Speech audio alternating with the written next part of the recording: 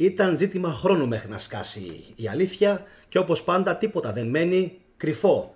Σήμερα θα μιλήσουμε για τον πραγματικό λόγο, τα πραγματικά αίτια που έγινε όλο αυτό το σκηνικό, το οποίο ξεκίνησε από τις 7 Οκτωβρίου και σήμερα έχουμε 2 Νοεμβρίου και βλέπουμε αυτήν την τεράστια επέλαση την οποία κάνει το Ισραήλ στο έδαφος της Παλαιστίνης. Από την αρχή λοιπόν, από την πρώτη στιγμή, από την πρώτη ημέρα φώναζα και έλεγα ότι δεν υπήρχε καμία περίπτωση η Χαμάς να κάνει μία οργανωμένη, σε εισαγωγικά, τρομοκρατική επίθεση εις βάρος του Ισραήλ, να πάρει ομήρους και στην ουσία να μην έχει κανένα plan B, όπως τελικά αρχίζει να διαφαίνεται πλέον το πράγμα. Ξεκαθαρίζει λοιπόν το τοπίο και αρχίζουμε και καταλαβαίνουμε ότι υπάρχει ένας άλλος πολύ σοβαρότερος, πολύ μεγαλύτερος λόγος για τον οποίο συμβαίνει αυτή η σύραξη και η διένεξη ανάμεσα στη Γάζα και το Ισραήλ. Όπως φυσικά θα ξέρετε, από το 47-48 που έχει ξεκινήσει η εξάπλωση, η δημιουργία και η εξάπλωση βασικά του Ισραήλ, παρατηρούμε ότι συνεχώς αυξάνεται σε μέγεθος, συνεχώς παίρνει και διωγγώνεται.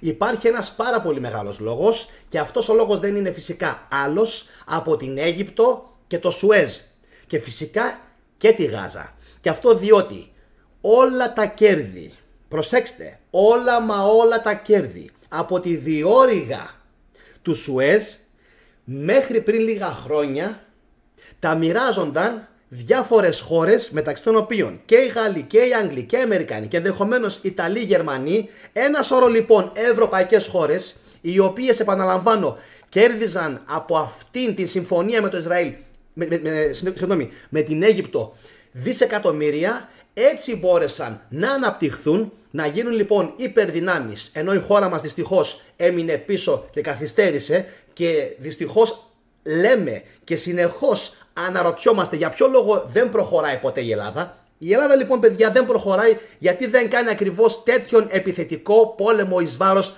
άλλων χωρών. Και πιστέψτε με, κάντε εγγραφή στο κανάλι σήμερα, έχω να σας πω πάρα πολλά πράγματα για την Ήπειρο της Αφρικής στο μέλλον, πως η μόνη χώρα σχεδόν της Ευρώπης που δεν εκμεταλλεύτηκε την Αφρική από όλες τις χώρες της Ευρώπης ήταν και παραμένει μέχρι σήμερα μόνο η Ελλαδίτσα μας, η Ελλάδα. Και έτσι θα εξηγηθούν όλα. Οπότε, επαναλαμβάνω, κάντε εγγραφή. Επίσης θα σας πω, όσοι έχετε συνδεθεί τώρα, να κάνετε like στην εκπομπή για να μπορέσει να την δει το κοινό του καναλιού και φυσικά άλλοι φίλοι οι οποίοι δεν έχουν δει το κανάλι και φυσικά οπωσδήποτε να την κοινοποιήσετε, γιατί αυτό που θα σας πω σε λιγάκι πραγματικά θα σας αφήσει αφώνους όλους. Οπότε κοινοποίηση οπωσδήποτε την σημερινή εκπομπή. Βλέπετε δεξιά ακριβώς από το κανάλι Παύλα την διόρυγα του Σουέζ, όπου και παίζονται όλα τα δισεκατομμύρια, διότι αν δεν κάνεις αυτό, αν δεν περάσεις από εκεί, πρέπει να κάνεις τον περίπλου της Αφρικής, που σημαίνει χασούρα δισεκατομμυρίων παγκοσμίως για όλες τις εταιρείες και για όλες τις οργανώσεις και τα κράτη τα οποία εμπλέκονται στη διόρυγα του Σουέζ. Οι Ισραηλοί λοιπόν, σε συνεργασία με τους Αμερικανούς και τους Σιωνιστές και τους Άγγλο-Γάλλους, θέλουν να δημιουργήσουν ένα δεύτερο κανάλι, μια δεύτερη διόρυγα, την οποία θα σας δείξω σε λιγάκι. Επαναλαμβάνω, είναι πάρα πολύ σημαντικό αυτό που θα σας πω. Θέλουν να δημιουργήσουν στον κόλπο της Ακάμπα, η οποία βρίσκεται ακριβώς δεξιά κάτω, το βλέπετε σαν μια σχισμή στο χάρτη μας που γράφει Σινάι Πενίνσουλα, Αίγυπτος. Ακριβώς λοιπόν εκεί δεξιά υπάρχει ο κόλπος της Ακάμπα. Εκείνον τον κόλπο της Ακάμπα θέλει το Ισραήλ όλο μέχρι επάνω να τον χρησιμοποιήσει με τέτοιον τρόπο ώστε να γίνει όλη εκείνη η εδαφοέκταση μια δεύτερη διόρυγα, προκειμένου να παρακαμφθεί το πρόβλημα της Αιγύπτου, διότι πριν λίγα χρόνια γύρισε η Αίγυπτος και είπε σε όλους αυτούς τους δυτικούς, τέρμα πια τα φράγκα σας από τη διόρυγα του Σουέζ, τέρμα πια η συνεκμετάλλευση, δεν δεχόμαστε καμία απολύτως συνεκμετάλλευση σε δική μας διόρυγα. Αυξήθηκε λοιπόν σε πληθυσμό η Αίγυπτος, αυξήθηκε σε στρατιωτική δύναμη, αύξησε συνεργασίες και με χώρες της Αραβίας αλλά και με χώρες της Αφρικής. Δεν μπόρεσαν οι μεγάλες δυνάμεις να την διαμελήσουν, δεν τα κατάφεραν και κάπως έτσι λοιπόν φτάσαμε σήμερα να μην μπορούν να κάνουν κάτι άλλο οι Δυτικοί παρά να καταστρέψουν την Παλαιστίνη. Να διαλύσουν, να διαμελήσουν την Παλαιστίνη και τη Γάζα. Γιατί? Δείτε λίγο το χάρτη που θα σας δείξω σε λιγάκι. Αυτός εδώ ο χάρτης. Βλέπετε δεξιά υπάρχει ο κόλπος της Ακάμπα. Αν αυτόν τον κόλπο με χρήση εκρηκτικών που λένε, μάλιστα έχουν γίνει προτάσεις, ακούστε, δεν υπάρχουν αυτά που θα ακούσετε σήμερα, μέχρι και για χρήση πυρηνικών. Όλο εκείνο το στόμιο που βλέπετε θέλουν να το ανοίξουν μέχρι απάνω, μέχρι τη λωρίδα της Γάζας. Γι' αυτό λοιπόν είναι πρόβλημα η Γάζα για όλους αυτούς τους αρχικλέφτες της Δύσης και της Αμερικής και τους σιωνιστές. Γι' αυτόν ακριβώς τον λόγο, αυτήν τη στιγμή που μιλάμε τώρα, όσο και αν δεν το πιστεύετε, υπάρχει αντίσταση από τους ίδιους τους Εβραίους, του Ισραήλ, οι οποίοι πηγαίνουν κόντρα πλέον στον Μπίμπι, στον Νετανιάχου και τους υπόλοιπους δυτικούς, οι οποίοι προσπαθούν να αφανίσουν τη Γάζα και προσέξτε και ολόκληρη τη Δυτική Όχθη. Και προσέξτε τώρα ποιο είναι το πιο κουλό, το οποίο το άκουσα και πραγματικά έμεινα άναυδος. Η Χαμάς, κρατηθείτε, η Χαμάς έχει το στρατηγείο της και την έδρα της μόνο στη Γάζα. Μόνο στη Γάζα. Προσέξτε, μόνο. Το Ισραήλ τι κάνει? Κάνει ανέξ, δηλαδή παίρνει ουσιαστικά ολόκληρη την Δυτική Όχθη. Προσέξτε, ολόκληρη. Όπου η West Bank, η γνωστή πλέον West Bank, τη μάθαμε, δεν είναι Χαμάς. Είναι απλή Παλαιστίνη. Δεν ξέρω αν το έχει η άλλη, ο άλλος ο χάρτης που είχα πριν. Όχι, ούτε αυτός το έχει. Επαναλαμβάνω ότι δεν υπάρχει εκεί πέρα Χαμάς. Η Χαμάς υπάρχει μόνο στη Γάζα. Για ποιο λόγο λοιπόν το Ισραήλ χρησιμοποιεί χερσαίες επιχειρήσεις και σκοτώνει άμαχο πληθυσμό σε ολόκληρη τη Δυτική Όχθη? Πάρα πολύ απλά. Στην ουσία πρόκειται για μια ενορχιστρωμένη γενοκτονία. Δεν μπορούμε, παιδιά, να το χαρακτηρίσουμε διαφορετικά. Πρόκειται για μια ενορχιστρωμένη γενοκτονία και πιστέψτε με, έχουμε να πούμε πάρα πολλά στο μέλλον από το κανάλι αυτό. Οπότε like, κοινοποίηση και φυσικά εγγραφή όσοι με βλέπετε πρώτη φορά. Ουσιαστικά μιλάμε για μια δεύτερη διόρυγα. Τέλος. Ουσιαστικά μιλάμε για μια δεύτερη διόρυγα, η οποία θα παρακάμψει τη διόρυγα του Σουέζ, με αποτέλεσμα όλες αυτές οι πεινασμένες μεγάλες δυνάμεις της Δύσης, οι οποίες επίσης το προετοιμάζουν εδώ και χρόνια, αλλά πολύ λίγοι το πήραν χαμπάρι, έχουν κάνει και το κουπ στην λεγόμενη μάχη της Ιεμένης. Διότι πριν ξεκινήσουν όλα αυτά, έτσι, είχαμε τη συμπλοκή της Ρωσίας με την Ουκρανία, δεύτερο ύποπτο σημείο στην ιστορία, και φυσικά το πρώτο από που ξεκίνησαν όλα αυτά ήταν η Ιεμένη. Το πρώτο από που ξεκίνησαν όλα αυτά ήταν η μάχη ανάμεσα στη Σαουδική Αραβία και την Ιεμένη. Και ο λόγος φυσικά για τον οποίο έγινε, όπως καταλαβαίνετε, είναι διότι θέλουν να δημιουργήσουν οι Σαουδάραβες μαζί με τους Άγγλους, τους Σιωνιστές και τους Αμερικανούς βάσεις στην Ιεμένη, από όπου θα μπορούν να ελέγχουν τα πάντα στο πέρασμα το οποίο θα δημιουργήσουν από τον κόλπο της Ακάμπα, όπως βλέπετε δεξιά στο χάρτη, για να μπορούν να πλέουν τα δικά τους πλοία ιδιωτικών συμφερόντων ελεύθερα από τον κόλπο της Ακάμπα, χωρίς να χρειάζεται, επαναλαμβάνω, χωρίς να χρειάζεται να φτάνουν μέχρι τη διόρυγα του Σουέζ, χωρίς να χρειάζεται στην ουσία να λογοδοτούν στους Αιγύπτιους. ουσιαστικά μιλάμε για ένα win-win situation, δηλαδή θα υποφεληθεί το Ισραήλ, θα πάρει μεγάλες εκτάσεις και ποιος είναι ο λόγος για τον οποίο, επαναλαμβάνω, γίνεται αυτό? Όταν θα κάνουν την διάνοιξη της διόρυγας του Ακάμπα, η ευθεία δεν τους συμφέρει να κάνουν παράκαμψη, θα τους πάρει πάρα πολύ χρόνο. Η ευθεία οδηγεί στη Γάζα και τη Δυτική Όχθη, μάγκες μου. Το καταλαβαίνετε αυτό? Αυτός είναι ο λόγος για τον οποίο κάνουν όλη αυτή τη συνωμοσία τώρα, που δήθεν η Χαμάς επιτέθηκε, και να επιτέθηκε είναι δική τους. Μην πιστεύετε κουβέντα, μην πιστεύετε τίποτα από ό,τι σας λένε οι ειδήσεις και τα κανάλια. Τίποτα μην πιστεύετε. Τίποτα. Πρέπει να είμαστε ξύπνοι. Πρέπει να είμαστε στρατηγικά έξυπνοι. Όπως πάντα οι Έλληνες. Επαναλαμβάνω. Ο λόγος για τον οποίο έγινε ήταν, ακόμα και αν θυσιάστηκαν μερικοί Ισραηλινοί ή μερικοί Δυτικοί, τους σιωνιστές δεν τους νοιάζει.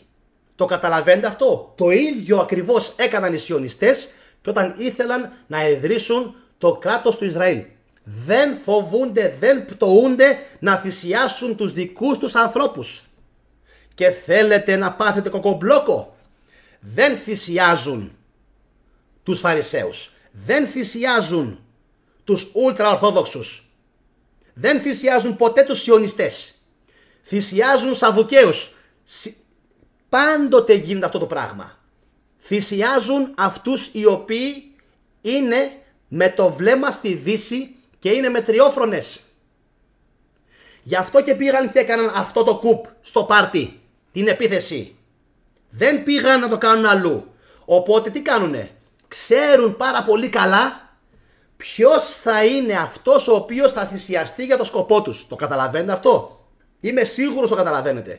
Επαναλαμβάνω, δεν τους νοιάζει καν αν είναι Ισραηλινοί, τι πιστεύουν, τι υπηκότητες έχουν άλλες, αν είναι Γερμανο-Ισραηλινοί, αν είναι Άγγλο-Ισραηλινοί, αν είναι Αμερικανο-Ισραηλινοί.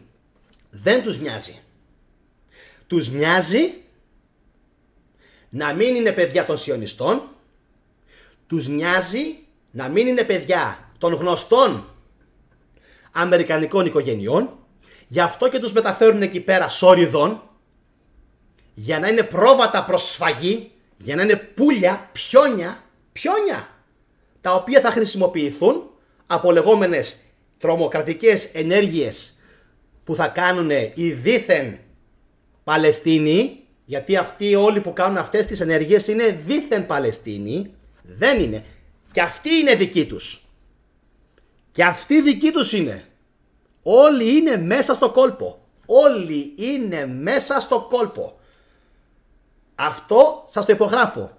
Όταν λοιπόν ο λόγος είναι για να γίνει δεύτερη διόρυγα, η οποία θα παρακάμψει δεξιά κάτω, βλέπετε έτσι, τον κόλπο της Ακάμπα, από όπου θα μπορούν να κερδίζουν δισεκατομμύρια, και πιο κάτω είναι και το λιμάνι της Σαναά, που είναι η πρωτεύουσα της Ιεμένης, την οποία προσπαθούν εδώ και πόσα χρόνια να την πάρουν, και η μόνη αντίσταση είναι η Χούτι, το Ιράν και φυσικά η βοήθεια που στέλνει ο Πούτιν.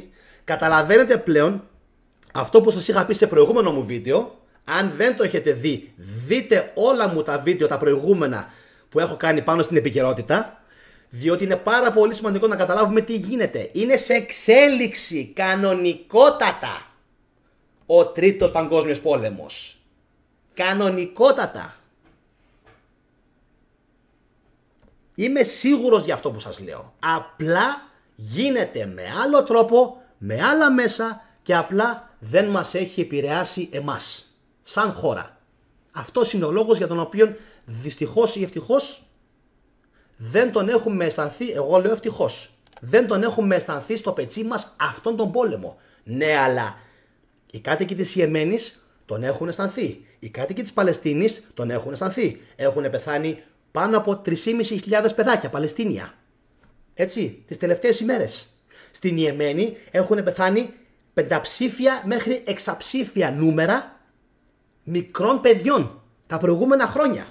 Γκάριζα, ούρλιαζα, Τώρα ξεκινάει ο κόσμος και με ακούει. Τώρα ξεκινάει ο κόσμος και καταλαβαίνει τι γίνεται. Και δίνει βάση σε αυτά που λέω. Γι' αυτό σας λέω ότι πρέπει αυτές οι εκπομπές οπωσδήποτε να κοινοποιηθούν για να ενεργοποιηθεί ο κόσμος. Όχι για να κατεβεί στους δρόμους. Δεν θα αλλάξει κάτι. Τίποτα θα αλλάξει. Το σχέδιο είναι σχέδιο. Για να είμαστε όμως προετοιμασμένοι, για να είμαστε μπροστά στις εξελίξεις, για να ξέρουμε τι συμβαίνει, για να έχουμε γνώσεις γεωπολιτικές, για να έχουμε γνώσεις στρατηγικές, να ξέρουμε ποιοι είναι σύμμαχοί μας, ποιοι είναι εχθροί μας. Και όπως έχετε καταλάβει, δυστυχώς ή ευτυχώς, το ξαναλέω, στην προκειμένη περίπτωση, αυτή τη στιγμή που μιλάμε τώρα, είμαστε σύμμαχοι και με την Ουκρανία, είμαστε σύμμαχοι και με το Ισραήλ, είμαστε σύμμαχοι και με το ΝΑΤΟ και με τη Δύση και με τους Άγγλους και με τους Γάλλους και με τους Αμερικάνους. Είτε το θέλουμε είτε όχι. Και οι σκοποί τους, οι οποίοι είναι να βγάζουν δισεκατομμύρια και φυσικά να επεκτείνουν κι άλλο την έκταση που θα έχει αυτή η ψευτοχώρα που έχουν δημιουργήσει, η οποία έχει ονομαστεί Ισραήλ. Και για να απαντήσω σε σχόλια τα οποία μου έχουν γράψει κάποιοι φίλοι στο κανάλι, ότι ξέρεις κάτι θετικέ, εκεί ήταν πάντα Ισραήλ, το κάλυψα σε προηγούμενη μου εκπομπή. Ποτέ δεν ήταν εκεί Ισραήλ. Ποτέ δεν ήταν εκεί Ισραήλ. Ποτέ δεν ήταν εκεί Ισραήλ. Ήταν πάντα ελληνική επικράτεια, κριτική, ήτανε Φιλιστέοι, ήτανε άλλοι λαοί, οι οποίοι ενδεχομένως ήταν και οι Ιξός, ενδεχομένως ήταν και οι Αιγύπτιοι, ενδεχομένως ήταν, επαναλαμβάνω, και οι Χαναναίοι, ήτανε Φιλιστέοι. Μπορεί να είχαν φτάσει μέχρι εκεί και κάποιες αποικίες άλλων λαών, παύλα Σουμέριων, ίσως και ενδεχομένως Ακάδιων, πιο πέρα, Αμορίτες και Αραμαίοι, αλλά δεν ήταν ποτέ ολοκληρωμένο κράτος του Ισραήλ. Ζούσαν εκεί φιλοξενούμενοι.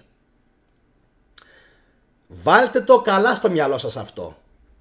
Οι Χαναναίοι τους είχαν υποφιλοξενία. Οι Φιλιστέοι τους είχαν υποφιλοξενία. Οι Κριτομινοίτες τους είχαν υποφιλοξενία. Και θέλετε να μάθετε αυτά τα φύλλα τι τα έκαναν? Σιγά σιγά τα εξοβέλησαν, σιγά σιγά τα γενοκτόνησαν, σιγά σιγά τα εξαφάνισαν, σιγά σιγά τα δηλητηρίασαν, σιγά σιγά τα έσβησαν από το χάρτη. Αυτή είναι η μόνη αλήθεια. Οπότε δεν θέλω να ξανακούσω κανένα απολύτως ανιστόρητο σχόλιο από μερικούς μπούφους μπουρδολόγους που μου λένε ότι εκεί βρίσκεται το κράτος του Ισραήλ, το οποίο είναι ο εκλεκτός λαός του Θεού. Αν θέλουν να το πιστεύουν αυτό οι Ισραηλινοί φιλοξενούμενοι στην γη της αρχαίας Παλαιστίνης, να το πιστεύουν.